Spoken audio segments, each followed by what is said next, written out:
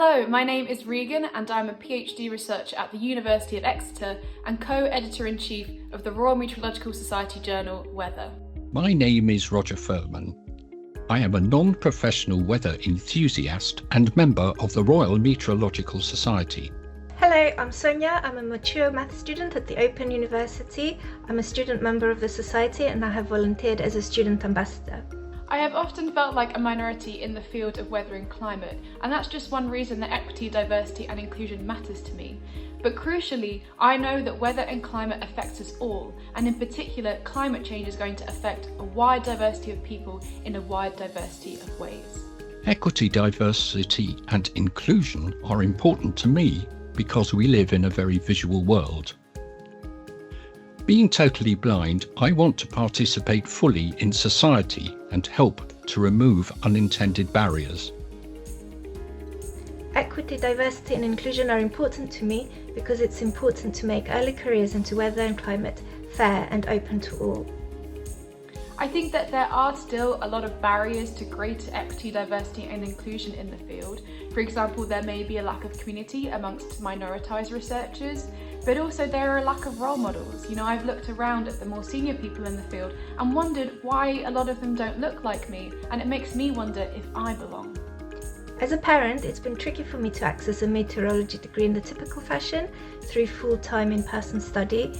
Similarly, if someone has carer responsibilities or is isolated in their location or can't afford to give up their full-time job, they can face barriers unless there are flexible online and part-time options available to them. But part-time study does take a longer time to complete, and sometimes it's a worry that by the end of it all, age might become a barrier too.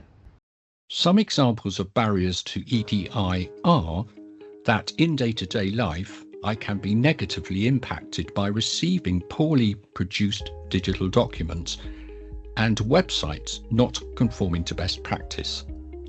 I use a screen reader and documents as images are inaccessible. The Royal Meteorological Society is committed to creating a diverse, inclusive and welcoming environment where everyone has the opportunity to contribute, grow and shape the future of weather and climate science.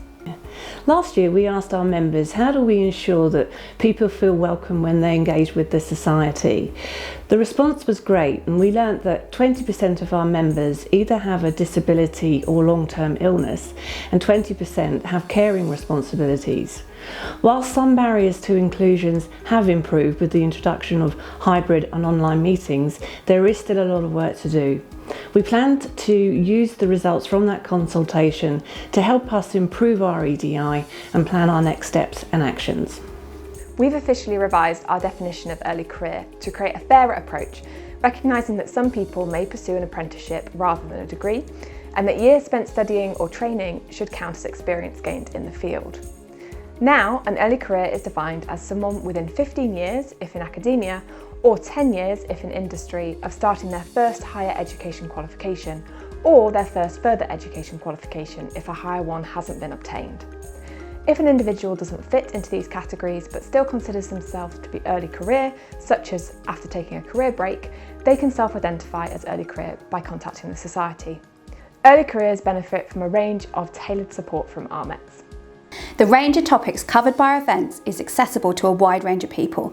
The programme includes series like Diverse Voices. These webinars showcase the different perspectives of researchers and professionals across weather and climate science, providing insight into the variety of backgrounds and experiences within the field. With the support of our EDI working group, RMetS aims to lead by example and encourage the meteorological community to foster diverse perspectives, which will help to enhance innovation, advance the science and better enable us to address global challenges.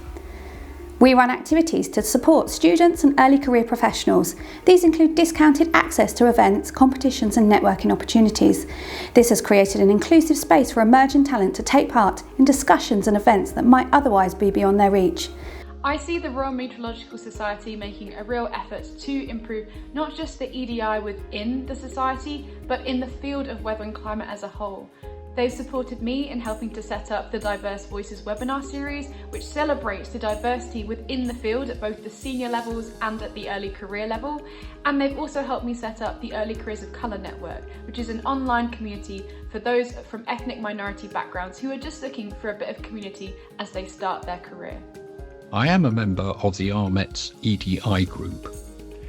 Meeting people and organisations who want to go the extra mile and feeling I can contribute, that is a great day. Drawing upon the skills of people from many walks of life will enhance and develop this society and the meteorological community.